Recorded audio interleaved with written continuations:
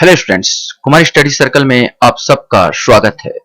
आज हम लोग सीजीएसआई सब इंस्पेक्टर मुख्य परीक्षा को देखते हुए जो मेन टॉपिक है नीति आयोग और योजना आयोग में दोनों में डिफरेंस क्या है, नीति आयोग क्या है, योजना आयोग क्या है, इन लोगों में क्या अंतर है, वास्तव में अभी जो बना है उसमें क्या अंतर है और पहले जो बना था उसमें क्या खामियां थी, इसमें क्या इंपॉर्टेंट जो परीक्षा में पूछ सकते हैं, ऐसे सारी चीज को आज देखने वाले हैं। तो चलिए शुरुआत करते हैं नीति आयोग और योजना आयोग मेन डिफरेंस में।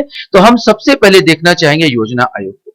तो योजना आयोग का गठन मार्च 1950 में हुआ था। ये आपसे क्वेश्चन पूछा जा सकता है कब हुआ था, तो मार्च 1950 में इसका गठन हुआ था। इसको प्रेरणा जो मिली थी यूएसएसआर, जो सोवियत संघ है, सोवियत संघ के नाम से, आज जो रूस है वो पहले सोवियत संघ के नाम से जाना जाता था, उसी से ये प्रेरणा से हमने उत्साहित होकर इस योजना आयोग को बनाया था। इसकी सिफारिश की थी के.सी. नियोगी समिति ने।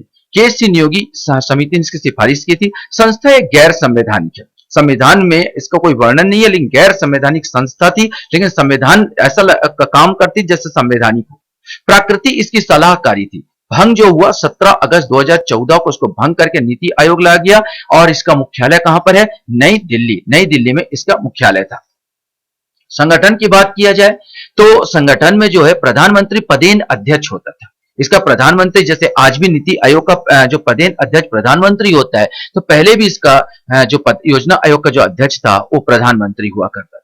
इसका एक उपाध्यक्ष होता था, बनाया जाता था। सदस्य गण की बात किया जाए तो विशेष करके दो प्रकार के सदस्य गण, एक राजनीतिक सदस्य और एक विशेषज्ञ सदस्य रूप में होते थे। राजनीतिक सदस्य के रूप में केंद्रीय मंत्रिपरिषद के कुछ मंत्री या पूरा पूरा केंद्रीय मंत्रिपरिषद उठाकर रख दिया जाता था इसके सदस्य के रूप में। और विशेषज्ञ सदस्य के रूप में आर्थिक, विशेष का आर्थिक, कृषि, वैज्ञानिक आदि जरूर थे, लेकिन विशेष करके आर्थिक जो विशेषज्ञ है इन्हीं को विशेषज्ञ सदस्य के रूप में रखा जाता था। इसके अलावा एक सचिव होता था, सदस्य सचिव, जो आईएएस अफसर हुआ करता था।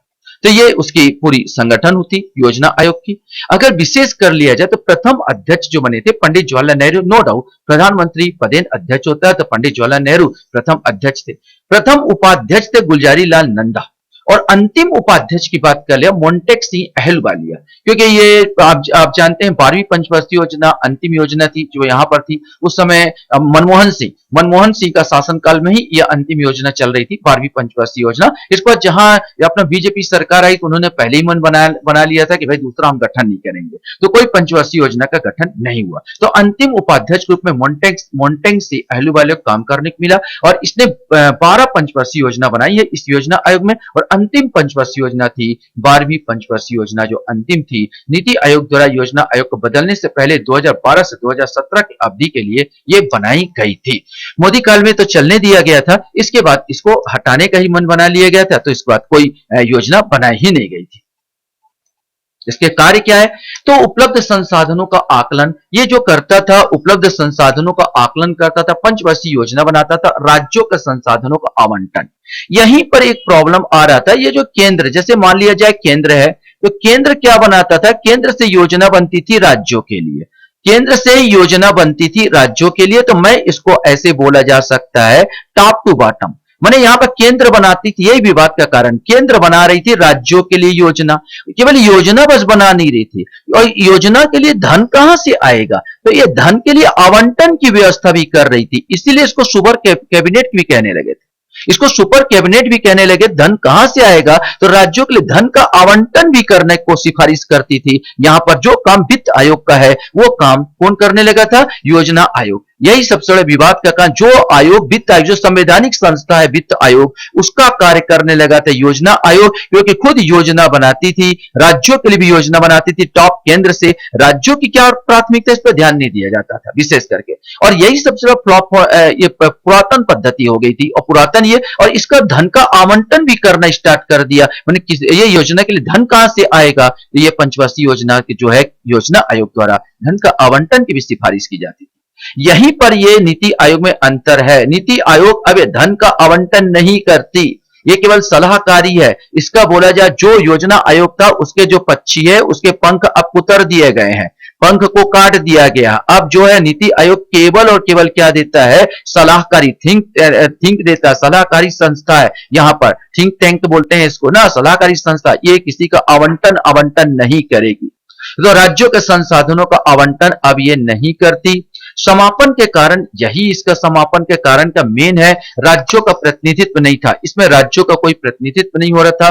कार्य प्रणाली टॉप टू बॉटम माने केंद्र सरकार यहां पर बना रही है और राज्य के अनुसरण यहां पर करवा रही है, माने राज्य के लिए भी कानून यही बना रहा है। तो यहां पर जो बन रहा है, यहां पर टॉप से बॉटम की ओर ये जा रहा था और वर्तमान आवश्यकता अनुसार ये पद्धति नहीं थी, इसीलिए इसका निर्णय लिया गया, भाई इसको क्या कर दिया जाए, बंद कर दिया जाए। चलिए अब हम लोग चलते हैं नीति आयोग की ओर। नीति आयोग क्या है इस पर देखेंगे, कब गठन हुआ इस पर देखेंगे। तो NITI Aayog national institute for transforming India 1 जनवरी 2015 को योजना आयोग के स्थान पर केंद्रीय मंत्रिमंडल के एक संकल्प पर नीति आयोग का गठन किया गया था। तो ये आपको याद रखना है कब गठन किया गया था, तो 1 जनवरी 2015 को इसका गठन किया गया था। नीति आयोग की प्रशासनिक संरचना का अगर बात कर लिया जाए तो इसमें एक अध्यक्ष, जैसे योजना आयोग में अध्यक्ष हुआ करता था, तो इसमें भी अध्यक्ष वही होते हैं, प्रधानमंत्री होता था। तो प्रधानमंत्री पदेन अध्यक्ष इसमें भी होते हैं। एक उपाध्यक्ष इसमें भी है, प्रधानमंत्री द्वारा नियुक्त होता था। उपाध्यक्ष जो है प्रधानमंत्री इसको नियुक्त करता है। इसमें एक संचालन परिषद होता है, सभी राज्यों के मुख्यमंत्री, इसमें जो है संचालन परिषद की व्यवस्था की गई है। इसमें सभी राज्यों के मुख्यमंत्री और केंद्र शासित प्रदेशों के उपराज्यपाल, इसमें एक जो तब्दीली की गई है उसमें सभी राज्यों के मुख्यमंत्री को शामिल किया गया और जो केंद्र शासित प्रदेश है उसमें उपराज्यपाल को शामिल किया गया। उसमें जो था ये मुख्यमंत्री लोगों का ज्यादा रोल नहीं था योजना आयोग में, लेकिन इसमें जो है मुख्यमंत्री और उपराज्यपाल दोनों का रोल यहां पर समाविष्ट किया गया। क्षेत्रीय परिषद की व्यवस्था की गई, क्षेत्रीय परिषद की व्यवस्था की गई। विशिष्ट क्षेत्रीय मुद्दों को संबोधित करने के लिए प्रधानमंत्री या उसके द्वारा नामित व्यक्ति मुख्यमंत्री और उपराज्यपाल की बैठक की अध्यक्षता करता है। तदार्थ सदस्य सबसे इंपॉर्टेंट है, इसको विशेषज्ञ सदस्य बोल सकते हैं।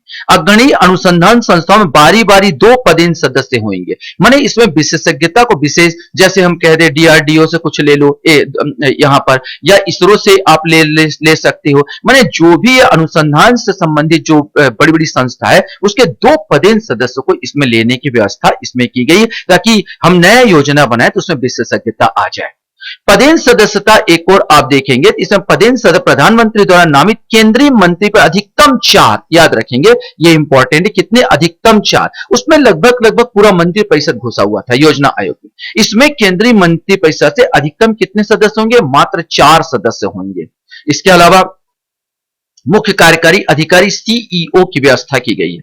भारत सरकार का सचिव, जिसे प्रधानमंत्री द्वारा एक निश्चित कार्यकाल के नियुक्त किया जाता है, जो CEO, और विशेष आमंत्रित अगर प्रधानमंत्री द्वारा नामित विभिन्न क्षेत्रों के विशेषज्ञ अगर लगता है तो हम इसको यहां पर लगा सकते हैं, उनको भी आमंत्रित कर सकते हैं। नीति आयोग के 2 प्रमुख हब यहां पर बोले कैसे काम करेगा, 2 प्रमुख हब के रूप में यह काम करेगा। पहला तो है team India hub. Team India hub में राज्य और केंद्र के बीच इंटरफेस का काम करेगा। यहां पर आपका राज्य है और यहां पर आपका केंद्र है, तो इनके इंटरफेस के रूप में यह काम करेगा। इसी को हम लोग बोले टीम इंडिया हब। इनका क्या प्रॉब्लम है, केंद्र का क्या प्रॉब्लम, इनको क्या सुझाव दिया जा सकता है, क्योंकि सुझाव पर ही काम करेगा, नीति ये बनाएगा नहीं। अब जो है मेन है नीति आयोग, नाम नीति आयोग, अब कोई पंचवर्षीय योजना नहीं बनाएगा, ये इनको सुझाव देने का काम करेगा केंद्र को और राज्य को, इनमें जो प्रॉब्लम है उनको सॉल्व करने का काम करेगा। इसी को टीम इंडिया हब के नाम से जाना गया। ज्ञान और नवोन्मेष, नॉलेज एंड इनोवेशन, जो हब नीति जो है, जो नीति आयोग थिंक टैंक की भांति कार्य करेगा। नए नए जो इनोवेशंस होंगे उसको यहां पर लागू करने की कोशिश करेगा। ये यहां पर चीजों में है, मैं बार बार बताया, इसमें मेन अंतर यहां पर है कि विशेषज्ञों को विशेष रूप से यहां पर लाया गया है, नया सुझाव देने का बात किया गया। आपको योजना बनाने से आपको कट कर दिया, आप कोई योजना नहीं बनाओगे, आप किसी प्रकार का पैसे का आवंटन नहीं करोगे, आपको केवल सलाह देना है। एक केवल सलाहकारी संस्था है, विशेषज्ञों को ज्यादा से ज्यादा जोड़ा गया है ताकि और अच्छा सलाह दिया जा सके केंद्र को और राज्य को। नीति आयोग के 3 दस्तावेज जारी किए, जिसमें 3 वर्षीय कार्य एजेंडा, 3 वर्ष में कार्य करेंगे। एजेंडा में 7 वर्षीय मध्यम अवधि की रणनीति होगी और का दस्तावेज, और 15 वर्षीय लक्ष्य 15 साल का ध्यान दो। यहां पर 7 वर्षीय अवधि की रणनीति है और 3 वर्षीय कार्य एजेंडा पर ध्यान दिए जाने का एक दस्तावेज यहां पर नीति आयोग द्वारा जारी किया गया। अब दोनों में और डिफरेंस हम देख लेते हैं और अंतर को देख लेते हैं तो और आपका क्लियर हो जाएगा। यह एक सलाहकारी, नीति आयोग केवल एक सलाहकारी थिंक टैंक के रूप में कार्य करेगा, सलाह देने का काम करेगा, जबकि योजना आयोग देखते थे यह संवैधानिक निकाय के रूप में कार्य किया था। यह गैर संवैधानिक था। यद्यपि योजना आयोग गैर संवैधानिक था, लेकिन ऐसा वित्त आयोग को मात दे रहा था, संवैधानिक निकाय के रूप में कार्य किया था, जो कि इसे ऐसा दर्जा नहीं मिला था, लेकिन ऐसा का काम कर रहा था जैसे वो संवैधानिक निकाय हो। यह सदस्यों को व्यापक विशेषज्ञता पर बल देता है। इसमें विशेषज्ञ ज्यादा थे, इसमें विशेषज्ञ सीमित थे, केवल अर्थशास्त्रियों को ही रखा जाता था।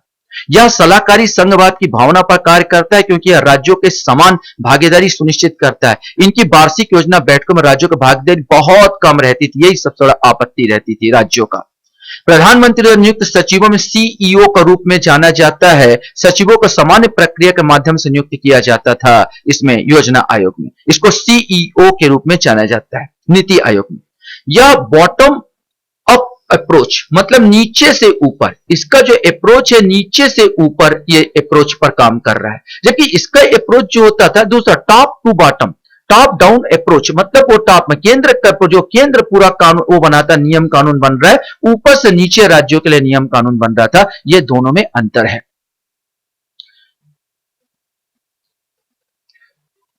इसे नीतियां लागू करने का अधिकार नहीं है, इसको नीति आयोग को बोला जाए तो। और योजना आयोग के राज्यों के लिए नीतियां बनाता था और स्वीकृत परियोजनाओं के लिए धन आवंटित करता था। माने पहले वाला योजना ज्यादा ताकतवर था, यहां पर जिसको पर काटे गए हैं, मतलब ये नीतियां बनाने के इसको अधिकार नहीं दिया गया है और न ही धन आवंटित करने का अधिकार दिया गया, केवल आप सलाह देंगे। ये दोनों इसमें से कुतर दिए गए, बोला जाए तो पंख को कुतरा गया है यहां पर, जो राज्यों को विशेष रूप से आपत्ति थी इसी पर योजना आयोग को, इसे सुपर कैबिनेट कहने लगे थे।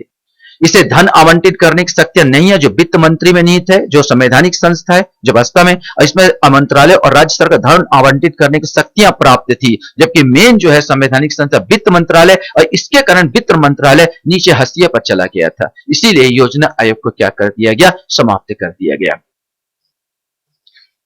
अब विशेष देख लेते हैं तो प्रथम अध्यक्ष जो थे प्रधानमंत्री नरेंद्र मोदी और प्रथम उपाध्यक्ष थे अरविंद पनगड़िया थे, और प्रथम सीईओ मुख्य कार्यकारी अधिकारी सिंधु श्री खुल्लर थी। वर्तमान अध्यक्ष प्रधानमंत्री नरेंद्र मोदी है, उपाध्यक्ष श्री सुमन बेरी है और सीईओ BVR सुब्रमण्यम है। आशा करता हूं ये वीडियो भी आपको अच्छा लगा होगा। वीडियो वॉच करने के लिए